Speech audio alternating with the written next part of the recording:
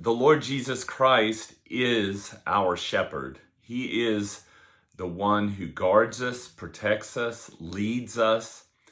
He is our shepherd. He is our God. He says, to him the gatekeeper opens. The sheep hear his voice, and he calls his own sheep by name and leads them out. And they follow his voice. How do we know when it's the voice of the shepherd? How do we know when it's Jesus' voice? The scriptures. The Lord Jesus Christ said of the apostles, whoever listens to you listens to me. So the New Testament is an apostolic document.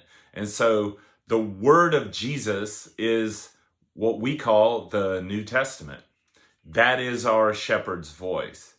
And what about the Old Testament? Well, the Old Testament, Jesus calls the voice of his Father. In John chapter 8, even Jesus refers to all that is spoken of prior to his coming as the Father's witness about him.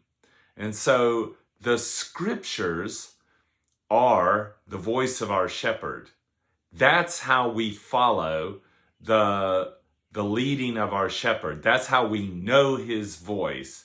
And that's how we run away from those who have a voice, who have a teaching, who have a doctrine that isn't like our Lord Jesus.